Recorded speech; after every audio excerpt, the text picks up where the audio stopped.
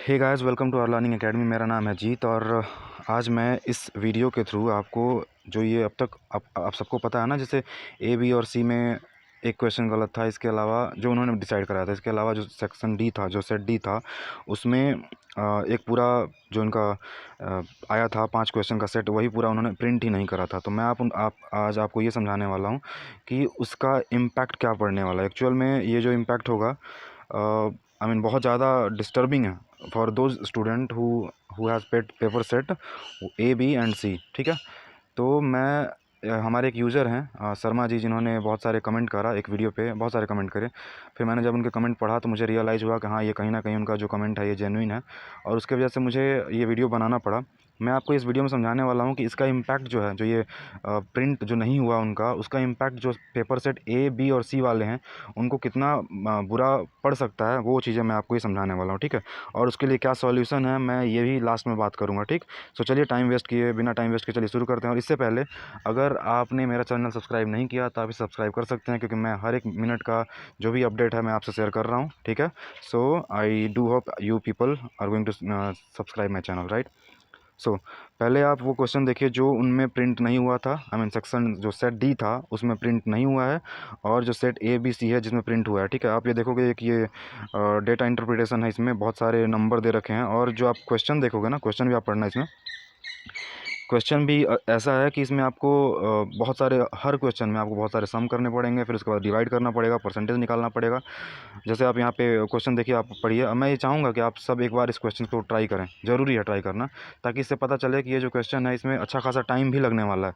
ठीक है, तो अब जो इससे रिलेटेड जो क्वेश्चन है आप ये भी देख लीजिए। ये सारे क्वेश्चन आप करें, आपको ये पता चलेगा कि अगर आपकी बहुत फास्ट कैलकुलेशन नहीं है, अगर आप टॉपर नहीं है, ठीक है, तो आपको कम से कम 6 to 8 8 मिनट तो कम से कम लगने ही वाला। ठीक है, इन क्वेश्चन को सॉल्व करने के लिए। ठीक, अब एक लड़का जिनके यहाँ छपके ही नहीं आया, ये क्वेश्चन छपके ही नहीं गया, वो क्या करेगा, वो इन क्वेश्चन को डायरेक्ट क्या करेगा, स्किप कर देगा। क्यों? क्योंकि उसको पता है उसको बोनस मिल जाएगा, जो सेट डी वाले हैं उनको उसका बोनस मिल जाएगा। ठीक, बाकी लोगों को ये क्वेश्चन सॉल्व करना पड़ेगा।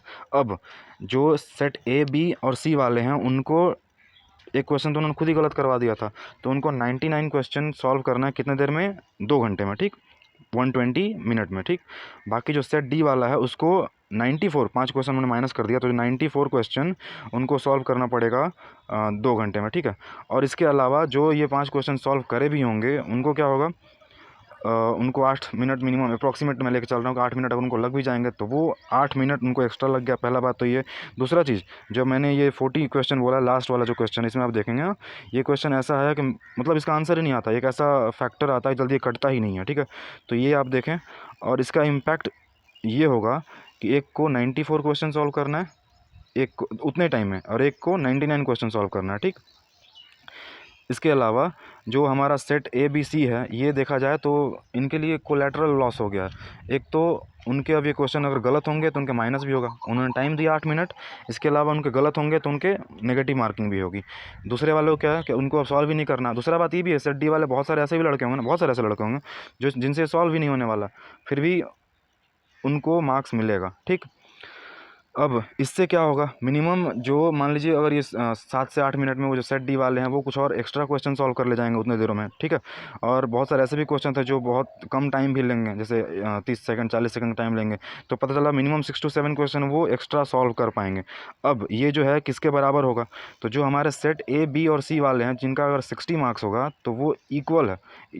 वो अगर 60 मार्क्स से क्वेश्चन कर पाएंगे तो जो अदर है, जो सेट डी वाला है, वो 65 क्वेश्चन सॉल्व कर ले जाएगा। ठीक है, अब इसका इम्पैक्ट जो सबसे बुरा वाला होगा वो ये होगा कि जो सेट ए बी और सी वाले हैं, जो टॉपर लड़के हैं, वो तो सेलेक्ट होंगे। ठीक है, बाकी उसके बाद जो नॉर्मल, जो थोड़े होता है ना, टॉपर्स थोड़े नीचे हैं, जो एवरेज हैं या फिर एवरेज थोड़ा ऊपर हैं, उनके जगह पे मैक्सिमम सेट डी वाले लड़के सेलेक्ट हो जाएंगे। अगर जो नॉर्मल क्राइटेरिया होता है कि अगर क्वेश्चन मिसप्रिंट है तो आपको सबको बोनस दे दिया जाएगा उस सेट वालों को, उसके अकॉर्डिंग क्या होगा कि मैक्सिमम लड़के सेट डी वाले सेलेक्ट हो जाएंगे। ठीक है, और वो लड़के भी सेलेक्ट हो जाएंगे जो उन क्वेश्चंस को शायद सॉल्व नहीं कर पाए थे, जिनका मैथ उतना स्ट्रांग नहीं होता, बट स्टिल अब सेट डी उनको मिला था, तो वो लक, जो बोलते हैं लक की वजह से वो सेट डी उनको मिला और वो सेलेक्ट हो जाएंगे। ठीक है, अब मैं बात करना चाहता हूँ कि हमें करना क्या चाहिए। ठीक है, तो सबसे इम्पोर्टेंट चीज़ जो है कि पेपर कैंसिल करने के सपोर्ट में मैं खुद नहीं हूँ, क्योंकि आप देखते हो ना, पेपर अगर कैंसिल होता है तो ये इंडिया है, पेपर कब होगा नहीं होगा किसी को कोई जानकारी नहीं है।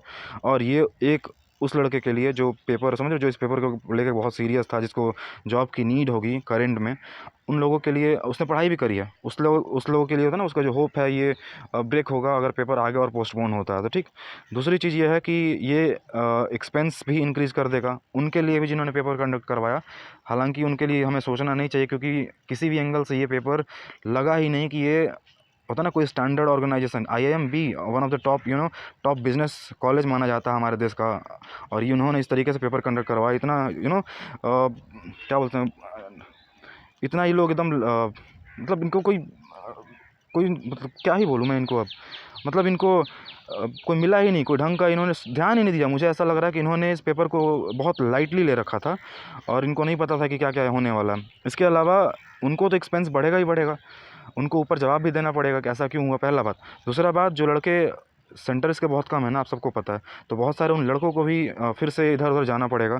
सो मेरे अकॉर्डिंग एग्ज़ाम कैंसिल करना बिल्कुल, एग्ज़ाम फिर से करना ये सॉल्यूशन बिल्कुल भी नहीं है। इससे बेहतर ये है कि इसको बैलेंस करने के लिए हमें क्या करना चाहिए कि जो पेपर सेट A, B और C है, इनको 2 to 4 मार्क्स का इंक्रीमेंट मिलना चाहिए अगर चीज़ों को बैलेंस करना है तो, ताकि होता ना बराबर लड़के सेलेक्ट हों हर सेट से, जिन्होंने सॉल्व किया, जिन्होंने सॉल्व नहीं किया।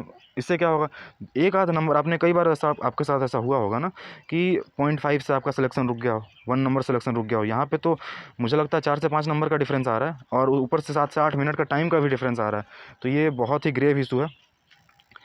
आई थिंक कि मैं ये चीज़ आपको समझा पाया हूँगा, और अगर आप ये चीज़ें समझ पाए होंगे तो आप इस चैनल को सब्सक्राइब कर सकते हैं। मैं हर एक वीडियो को इस तरीके से एनालिसिस मैं करता हूँ, जानबूझ के मतलब डिटेल में एनालिसिस मैं करते रहता हूँ।